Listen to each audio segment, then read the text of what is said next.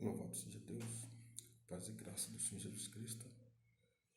É uma alegria e satisfação, mais uma vez aqui, compartilhar da palavra de Deus com a sua vida. E nós vamos falar aqui nesse instante sobre um tema aqui bastante sugestivo, o maior ídolo na história.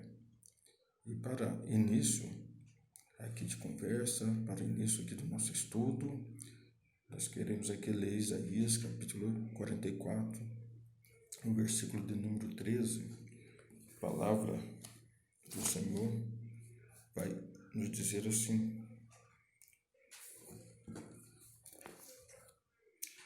o carpinteiro estende a régua e emprega almagra e aplana com cepilho, e marca com compasso e faz o seu Deus a semelhança de um homem, segundo a forma de um homem, para ficar em casa. Então aqui o profeta Isaías nos deixa claro aqui que este profissional carpinteiro,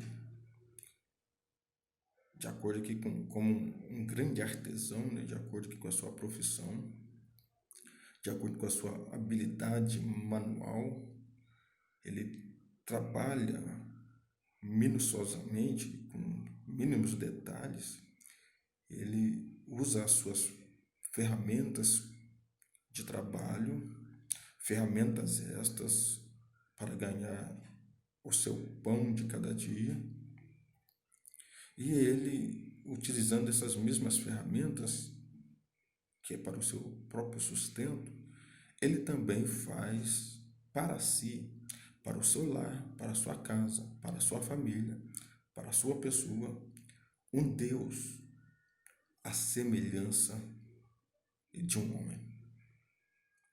Então veja bem a ideia aqui da qual o profeta Isaías está nos mostrando, que este profissional trabalha em prol de fazer um Deus, e este Deus que ele faz para si é a semelhança do próprio homem.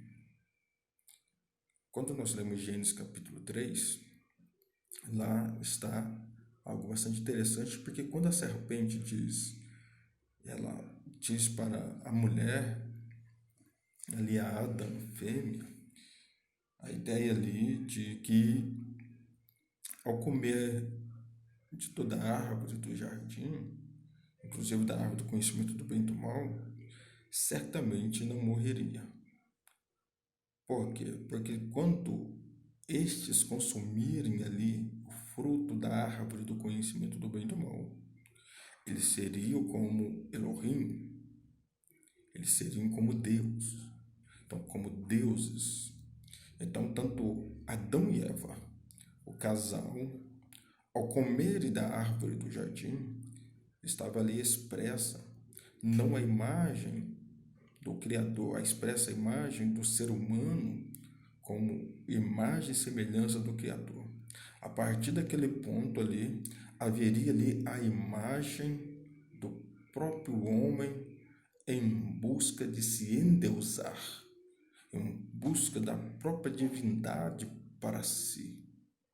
Quando você lê também ali Gênesis capítulo 5, a palavra de Deus também nos mostra algo aí bastante interessante, porque quando Caim, ali em Gênesis capítulo 4, ele mata Abel e surge ali a geração de Caim, logo em Gênesis capítulo 5, a gente percebe que tem ali a geração de Sete.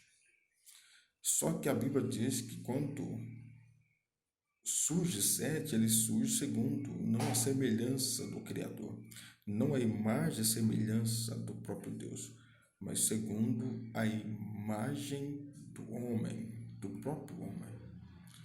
Mas veja bem que é interessante isto aqui, por quê? Porque na realidade nós deveríamos construir a imagem do Criador, a imagem da qual nós somos gerados, criados, formados, educados, instruídos conforme a imagem do Criador do Eterno, e não centralizar a imagem do homem. Então, em vez de haver um teocentrismo, está havendo aqui um antropocentrismo. O homem é posto como o centro da adoração. Muito bem. Então, conforme a palavra de Deus, nós temos aqui pontos interessantes aqui para nós meditarmos, somente aqui Isaías capítulo 14, a palavra do Senhor aqui, veja bem, o versículo 4 está falando aqui de um rei, e este rei é o rei da Babilônia. Então Isaías 14 fala do rei da Babilônia.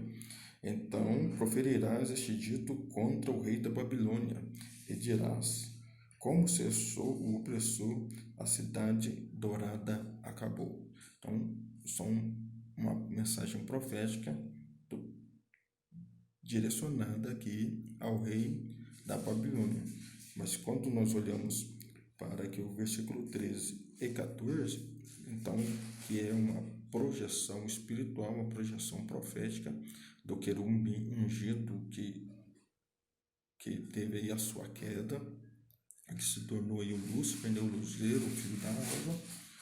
Então aqui se fala o seguinte: e tu dizias no teu coração, olha só, e tu dizias no teu coração, eu subirei ao céu, e acima das estrelas de Deus exaltarei o meu trono, e no monte da congregação me assentarei da banda dos lados do norte. Subirei acima das mais altas nuvens e serei semelhante ao Altíssimo. Então a ideia aqui primária, a ideia principal, ele projeta em seu próprio coração estabelecer o seu trono, o seu reino, mas contudo, essa elevação de soberba, de altivez, de orgulho, leva ele a querer ser semelhante ao Altíssimo. Não ser aqui propriamente a gente pode dizer ser igual a Deus, mas ser semelhante ao Altíssimo. Então é algo comparativo, certo? Não igualitário, né? A gente expressa aqui uma igualdade, mas em termos comparativo. Então serei semelhante ao Altíssimo. Então ele queria algo da mesma forma que Deus tem, certo? Então é muito interessante isso aqui para nós. Então o rei da Babilônia, ele queria ser semelhante a Deus. Então veja bem aí a projeção já da divinização humana. Então o homem se portando como Deus.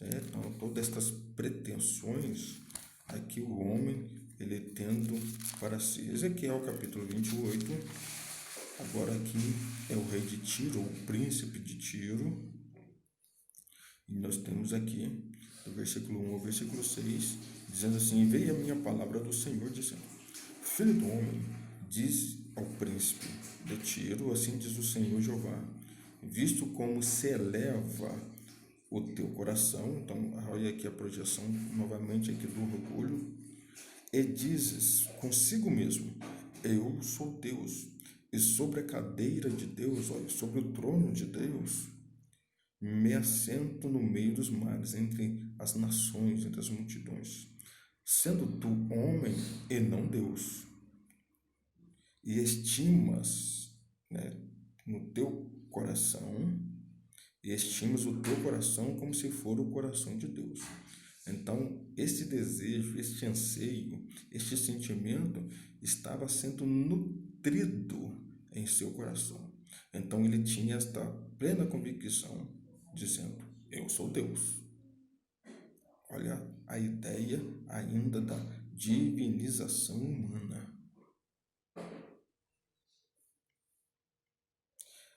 Eis que mais sábio és que Daniel, não há segredo algum que se possa esconder de ti. Pela tua sabedoria e pelo teu entendimento alcançaste o teu poder e adquiriste o ouro e prata nos teus tesouros.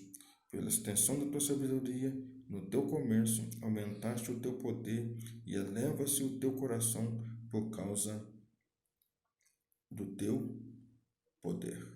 Então, aqui, novamente, a ideia ainda de que ele, através das suas conquistas, então, houve aqui o que? A grandeza das conquistas, da comercialização, quer dizer, este comércio com outras nações. Então, conforme ele ia adquirindo as riquezas das negociações com outras nações, ele iria se exaltando aqui não como homem, mas como um Deus, como o próprio Deus. E aí, aqui, o profeta Ezequiel ainda dizendo aqui sobre o rei de Tiro: portanto, assim diz o Senhor Jeová, pois que estimas o teu coração como se fora o coração de Deus.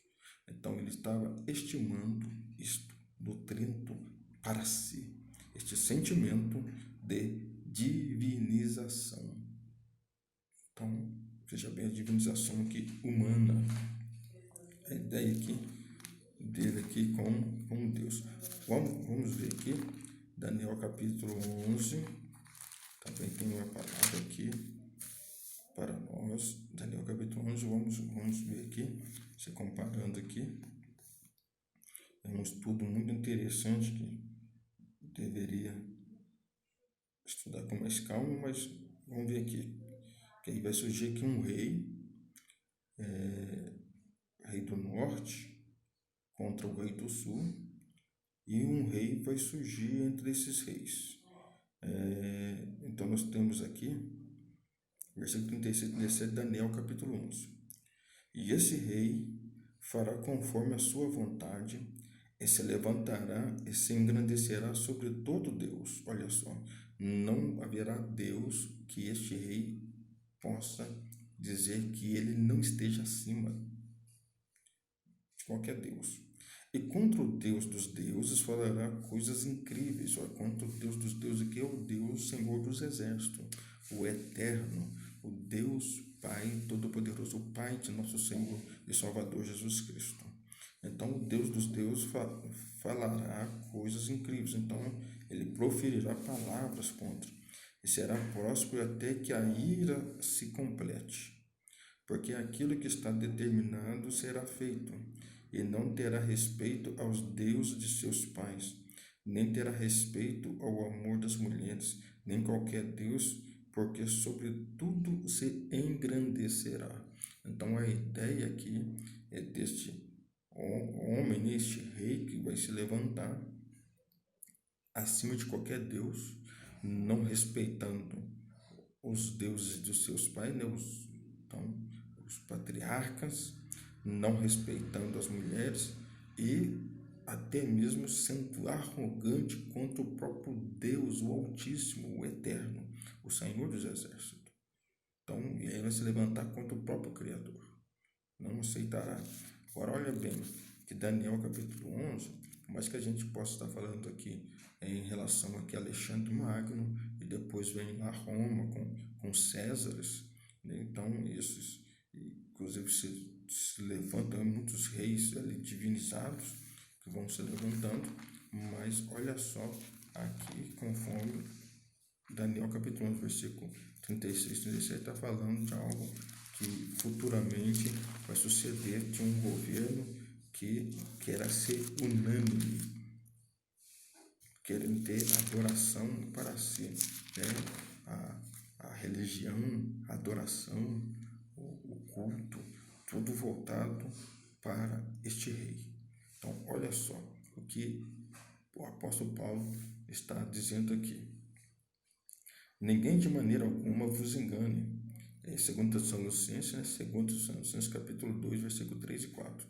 Ninguém de maneira alguma vos engane, porque não será assim, sem que antes venha a apostasia, e se manifeste o homem do pecado, o filho da perdição, ao qual se opõe e se levanta contra tudo o que se chama Deus ou se adora, de sorte que se assentará como Deus no templo de Deus, querendo parecer parecer Deus. Então, aqui está falando de quem? O anticristo, este governo que será contra Cristo, será contra os cristãos, da qual nós aqui entendemos aqui é um cumprimento das profecias que estão vindo aí, que nós lemos Isaías, nós lemos Ezequiel, nós lemos Daniel.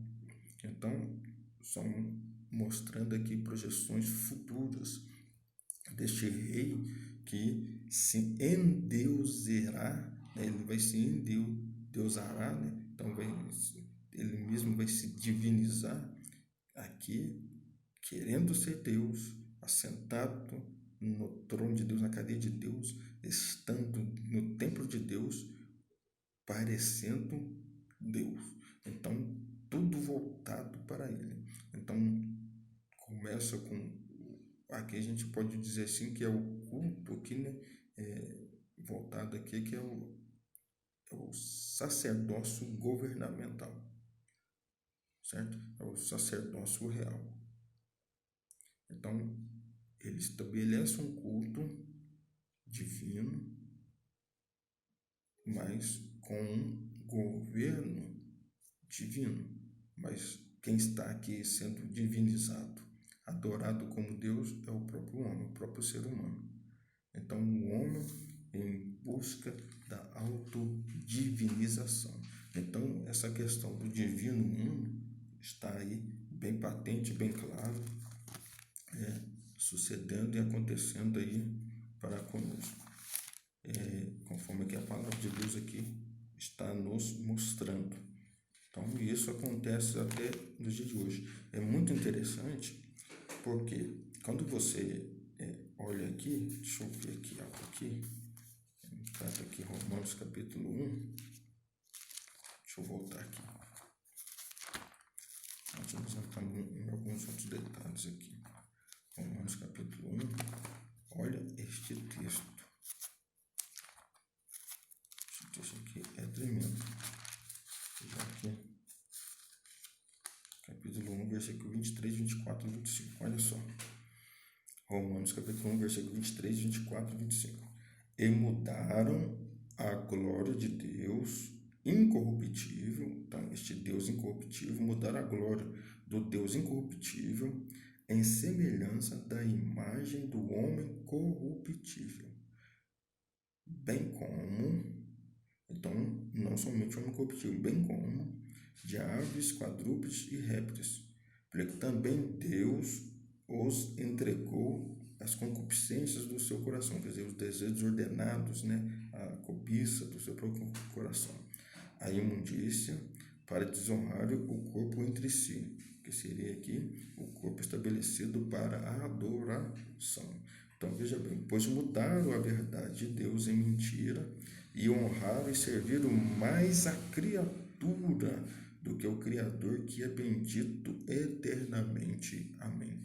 Então, eles mudaram. O que eles fizeram aqui? Mudaram a glória do Deus incorruptível em semelhança da imagem do homem corruptível. E passaram a servir mais a criatura do que a servir e a honrar mais a criatura do que o próprio Criador, que é o Deus bendito eternamente. Então é muito interessante, porque quando nós evangélicos pensamos que não há idolatria ou politeísmo, algo assim, no meio evangélico, e aí que a gente se engana, porque enquanto alguns lá estão adorando imagens, pode acontecer de nós estarmos adorando, servindo, honrando o próprio homem.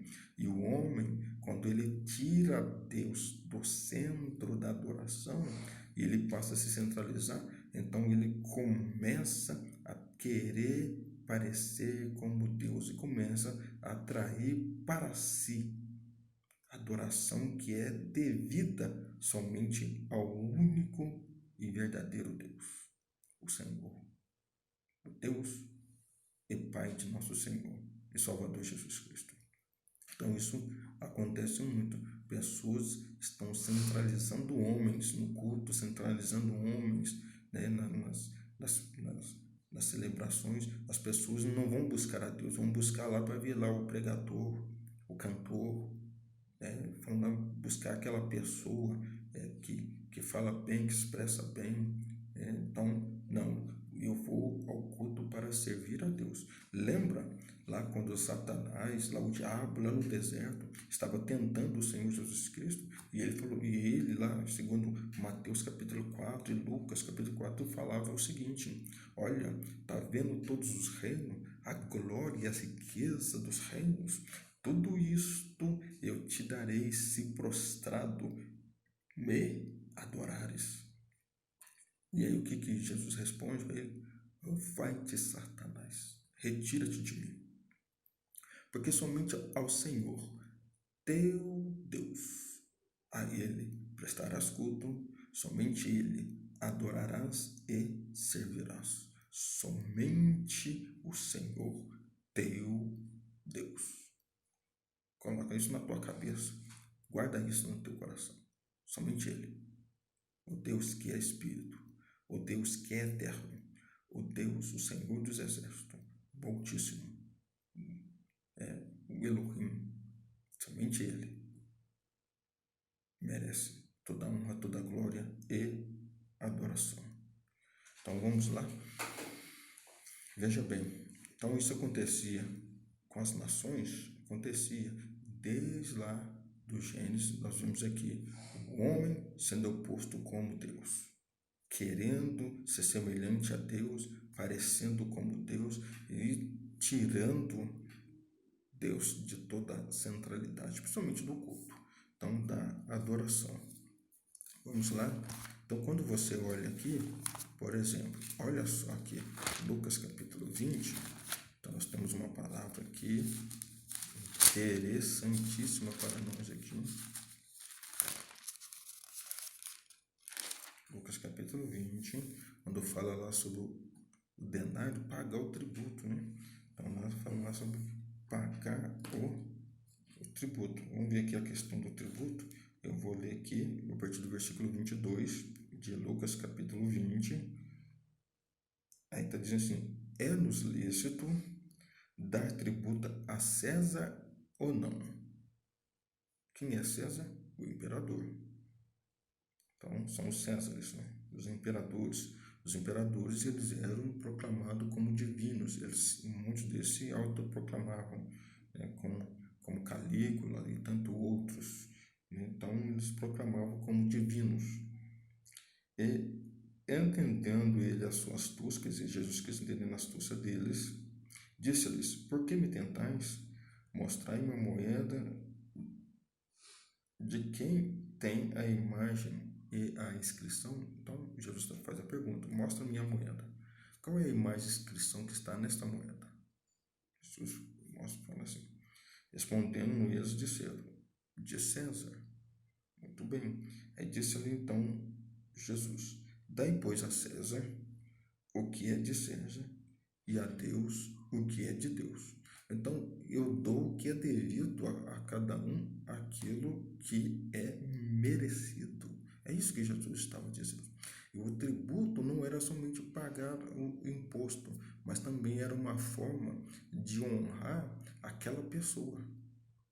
Então, Jesus está mostrando aqui: peraí, vocês, já que vocês estão dizendo se é lícito ou não pagar tributo a César, quer dizer, o imposto real, o imposto aqui predial, o dízimo monetário, o dízimo aqui real, o dízimo aqui público. Vocês estão querendo falar desta questão aqui, que é algo que aconteceu lá com o rei, né? O rei Saul, 1 Samuel 8, pagar tributos ao rei. Então, ele está dizendo assim: dá o que é de merecido, de honra, não, da mesma forma que vocês honram a César, né?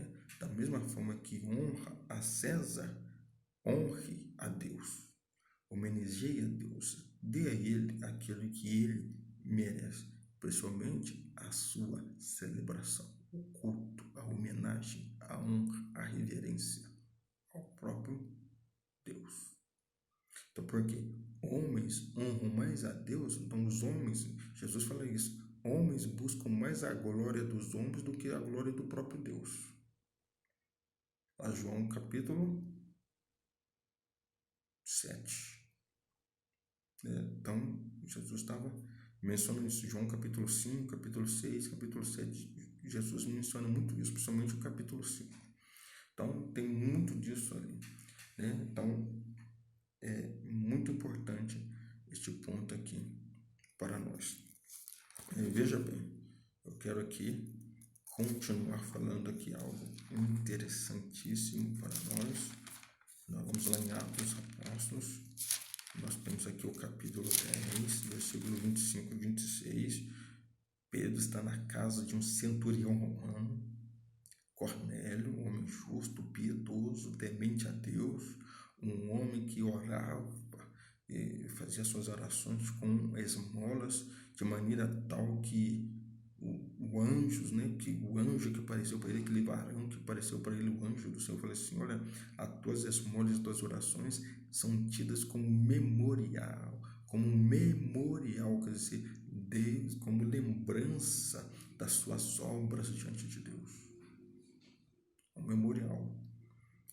Mas quando chega lá Pedro na sua casa, olha só a atitude de Cornélio.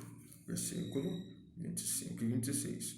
E aconteceu que, entrando Pedro, saiu Cornélio a recebê-lo e, prostrando-se aos pés, o adorou. Adorou um homem adorando homem. Mas Pedro levantou, dizendo: levanta-te, que eu também sou homem. Pedro não recebeu adoração. Pedro não aceitou adoração. E isto em vida. Vamos lá. Pedro não aceitou. Olha uma situação aqui, que nós vemos aqui, agora aqui de Herodes. Herodes Antipas, não é o grande, Antipas. Então veja bem, Herodes, capítulo 12 de Atos dos Apóstolos.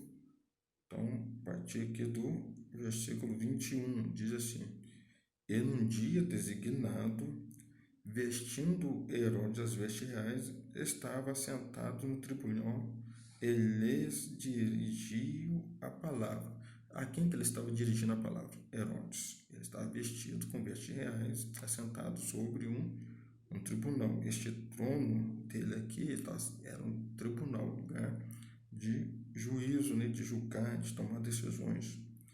E ele estava ali com os de Tiro e Sidom, então ali representantes, a população ali de Tiro e Sidom, que ele deveria prestar homenagens a ele, reconhecendo ali a sua autoridade real, a sua autoridade ali como majestade. Então, e o povo exclamava: voz de Deus e não de homem. Olha só como que estava ali a situação em relação a Herodes. O Herodes estava ali conversando com o povo de Tiro, de Sidom, e eles estavam exclamando em alta voz: é a voz de Deus, não é a voz de um homem. Quantas vezes acontecia isto? As pessoas, em vez de entender que pregadores, cantores são instrumentos da parte de Deus, cuja voz é a voz para pronunciar a majestade eterna, para anunciar a sua palavra, a sua mensagem, a vontade eterna, e ao mesmo tempo exaltar aquele que merece toda a honra, toda a glória, louvor e adoração, porque nós fomos chamados para adorar o Pai em espírito e em verdade, na beleza da sua santidade. Então, aqui um caso atípico. Então, é comum homens endeusando homens. Então, as pessoas endeusam outras pessoas. É errado isto acontecer, mas acontece. Do ponto de vista aí, nós estamos vendo aí que o maior ídolo na história é o próprio homem. Não há outro além disso. Vamos lá? Olha só, aqui, Atos capítulo 14. Agora eu vou em Atos capítulo 14. E aqui está Paulo lá em Listra, né? Ele está em Listra, aqui a região. Então, o que acontece? Quando ele faz ali, opera uma cura de um coxo, ali está ele, Barnabé e Saulo, quando opera ali a cura de um coxo, e as multidões vendo o que o Paulo fizera, ó, quando eles viram lá o milagre, a cura,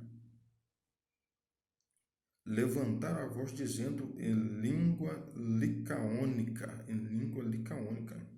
fizeram-se os deuses semelhante aos homens e desceram até nós. Olha só, então a ideia aqui foi, opa, eles desceram do céu, eles desceram lá do Monte Olimpo, eles desceram lá das mansões dos deuses e fizeram-se como homem, e estão entre nós, esses deuses. Então estavam gritando, ó, fizeram-se os deuses semelhante aos homens e vieram para nós e desceram até aqui. Eles estão entre nós. Que coisa, hein? E chamaram Júpiter a Barnabé e Mercúrio a Paulo, porque este era o que falava, era o que me passava ali a mensagem, né, que anunciava ali a palavra. Então eles chamaram ali tanto Barnabé e Saulo, ou melhor, Paulo. Eles chamaram isso aqui de deuses, né? Deuses do Olimpo, deuses de Roma, deuses consagrados, homens. Então deuses se fizeram como homens e estão aqui entre nós. Olha aqui, que coisa, né? Que coisa. Algo aqui tremendo nós vemos aqui. Então isso aqui acontecia muito. A gente olha aí este ponto. Agora veja bem, eu quero aqui ir lá para Apocalipse capítulo 22. Olha a situação que é muito interessante, né? Porque o anjo está notificando a mensagem do Senhor Jesus a João, certo? E desde o Apocalipse capítulo 1 até o capítulo 22, ele é arrebatado em espírito, está tendo visões de Deus, revelações tremendas. E ali, no final, no capítulo 22, depois dele está ali encerrando, vendo todo, né, o desfecho, né, de toda a revelação de Jesus Cristo para o seu servo João. Olha o que acontece. Aí o anjo notifica, não é Jesus, é o anjo que está notificando. Só que o anjo que representa Cristo, né, é algo que precisa ser trabalhado muito na igreja, muito essa questão aí dessa representatividade da pessoa, a representatividade através de um nome, através de uma pessoa. Então, interessante aqui, ó, olha só. Eis que presto vem a mensagem do Senhor Jesus através do anjo, porque o anjo é o quê? Mensageiro, representando uma pessoa, outra pessoa falando em nome de outra pessoa, então um porta-voz. Então, isso que presto vem, quer dizer, este que cedo vem. Bem-aventurado aquele que guarda as palavras da profecia deste livro. E eu, João, sou aquele que vi e ouvi. Então, quer dizer, é uma testemunha, estas coisas. E havendo-as ouvido e visto, prostei-me aos pés do anjo, prostei-me aos pés do anjo, que mas mostrava para o adorar. Olha, o anjo estava mostrando tudo. E aí ele vai prostrar aos pés de quem? Do anjo. Não é de Jesus, não é de Deus, mas do anjo. Ele prostrou-se com o intuito realmente de adorar, igualzinho Cornélio fez com Pedro. E disse-me o anjo, olha o que o anjo vai falar para João. Olha, não faças tal. Não aceitou. Porque eu sou conservo teu e de teus irmãos, os profetas, né? sou conservo teu de teus irmãos, os profetas. Os irmãos aqui é os profetas, e dos que guardam as palavras deste livro, né?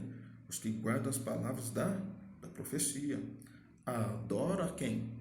O que está falando? Adora a Deus. Adora a Deus. Veja bem, até Jesus Cristo falou para Satanás: adora a Deus, somente adora o teu Deus. E agora o anjo também está falando para João: adora a Deus, não adore a anjo. Não me adore. O anjo aqui repreendeu realmente aqui João: adora a Deus. Então, é muito interessante este ponto aqui, em que o homem, ele centraliza o culto em si mesmo. Então, tem que haver um cuidado da nossa parte a esse respeito. Tem que haver um cuidado. Então, nós temos aí muitos deuses. Eu quero ler aqui, olha só, Êxodo capítulo 7, versículo 1 e 2, olha lá, sobre Faraó. Nós temos aqui 3 personagens: Faraó, Moisés e Arão. E é o início ali da primeira praga, né, das 10 pragas do Egito. Então, olha lá, quando Deus fala com Moisés que vai enviá-lo até Faraó para que este liberte o povo. Deus não diz que vai enviar Moisés para libertar o povo do Egito, mas vai enviá-lo até Faraó para que este liberte o povo.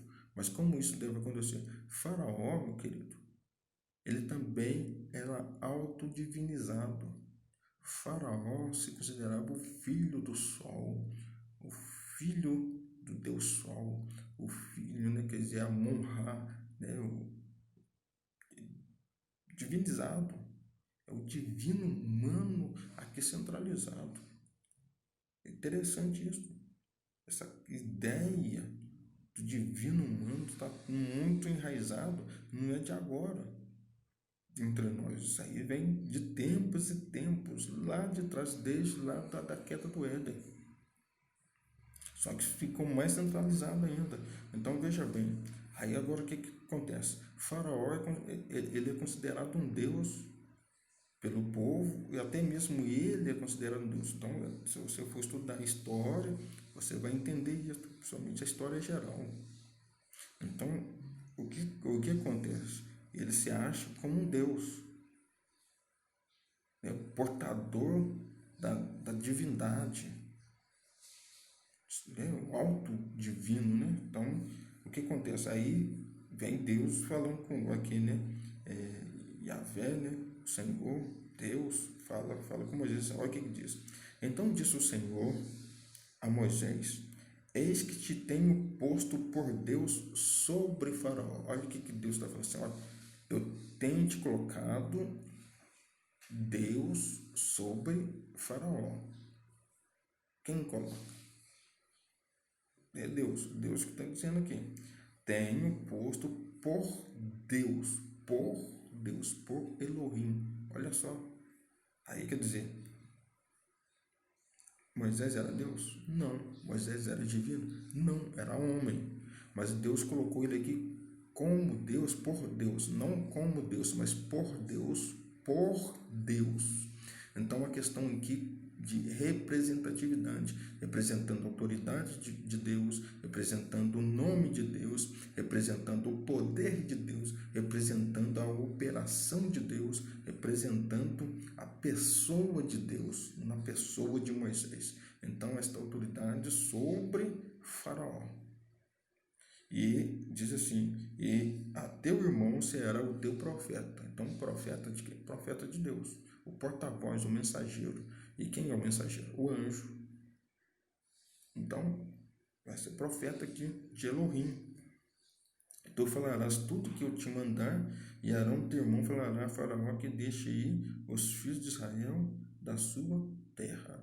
Então Deus, quando ele quer desmascarar qualquer Deus aí, Deus ele faz isso. Deus ele fala assim: opa, é muito interessante isso. Deus, que é tão divino, poderoso, vai agir no nível do próprio homem. Só que Deus tem os seus representantes. Então, todo representante de Deus, ele é como se fosse o próprio Deus ali presente, desmascarando esses deuses que não são deuses, inclusive o homem. Então, foi o que aconteceu aqui com o faraó. Então, Deus tratou com eles. Olha só, eu vou ler aqui que Deus tratou a princípio com todos os deuses do Egito. Êxodo capítulo 12, versículo 12. Olha só o que diz aqui a palavra de Deus. E veja bem, meu querido. Deus dizendo assim, ó, e eu passarei pela terra do Egito esta noite. Como é que Deus vai passar se Deus enviou o anjo? O anjo da morte passou. Mas Deus diz assim, eu vou passar, mas é o anjo que está passando. Representando quem? O Eterno. Então, olha lá, e eu passarei pela terra do Egito esta noite e ferirei todo primogênito na terra do Egito, desde os homens até os animais, e sobre todos os deuses do Egito farei juízos. Eu sou o Senhor.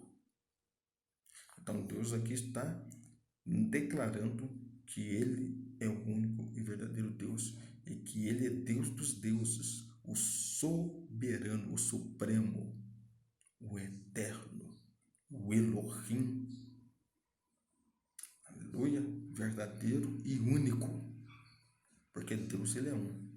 Então, ele é o único Senhor, o soberano. Então, a gente olha aqui e vê aqui Deus falando aqui que ele vai desmascarar essa atuação do homem, o homem se portando como Deus, parecendo como Deus. Então tem muito disso, meu querido, na igreja também evangélica, na igreja cristã. Não pense você que está fora. As pessoas ficam atacando as religiões. Isso pode acontecer comigo? Pode.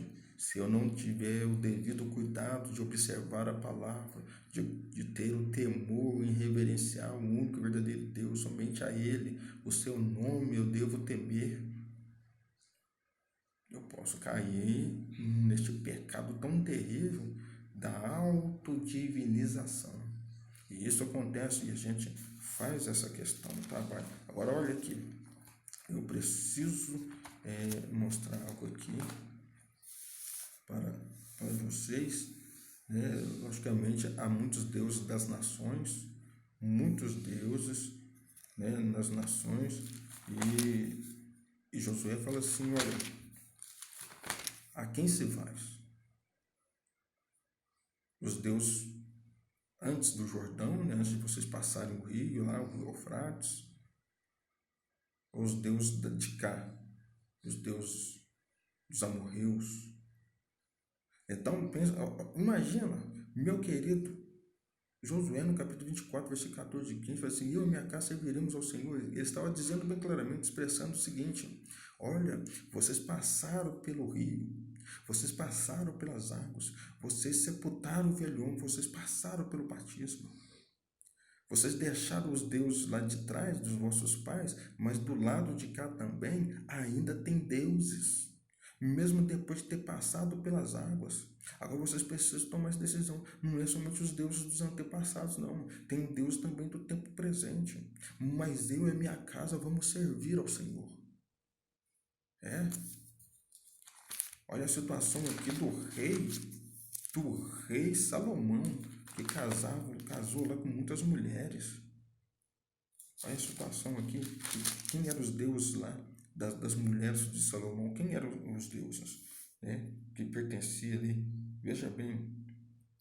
Aí fala assim, porque sucedeu, 1 Reis capítulo 11, versículo 4, ó, porque sucedeu que no tempo da velhice Salomão, suas mulheres lhe perverteram o coração para seguir outros deuses. E seu coração não era perfeito para com o Senhor, seu Deus, como o coração de Davi, seu pai. Por quê? Olha só. Porque Salomão andou em seguimento de Astarote, deusa dos Sidônios, em seguimento de Milcom, abominação dos Amonitas, certo? Então, aqui está aqui esses deuses. Então edificou Salomão um alto a Quemos, abominação dos Moabitas, sobre o monte que está diante de Jerusalém, a Moloque, abominação dos filhos de Amon. Então tem aqui esses deuses que Salomão ali está preso. Então, olha só, quando a arca é levada pelos filisteus, lá em 2 Samuel, capítulo 5, deixa eu ver aqui, 1 Samuel, capítulo 5, versículo 2. Lá fala que a arca, que representava o próprio Deus, foi colocada no templo de Dagon, na casa de Dagon. Então, Dagon era o Deus dos filisteus, certo? Então, quando ali Elias, lá em 1 Reis, vai fazer lá um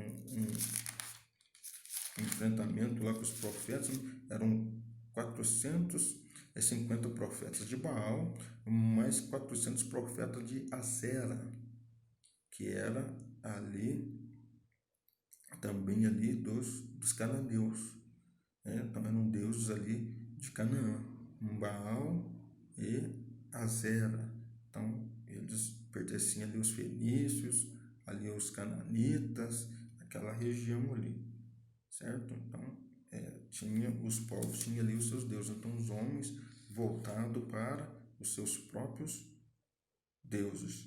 Então aqui no capítulo 18, segundo Reis, também tem a serpente, versículo 4, tem ali a serpente de bronze, que era chamada ali também de Neustã. Essa deusa aqui, que era a deusa aqui, que estava ali junto aos filhos de Israel, que eles estavam servindo ali também, servindo ali com incensos, né?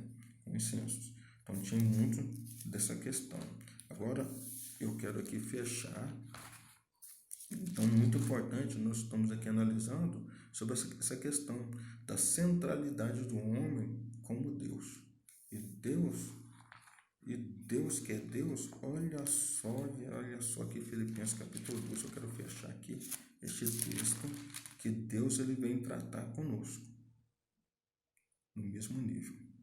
Então, olha só, Filipenses diz assim, versículo 5 em diante, capítulo 2 de Filipenses: de sorte que haja em vós o mesmo sentimento que houve em Cristo Jesus, que, sendo em forma de Deus, não teve por usurpação ser igual a Deus, mas aniquilou-se a si mesmo, tomando a forma de servo, fazendo semelhante aos homens, em semelhança aos homens, e achado na forma de homens, como figura humana, humilhou-se a si mesmo, sendo obediente até a morte e morte de cruz. Então ele serviu e honrou a vontade do Pai, ele foi obediente até a morte e morte de cruz.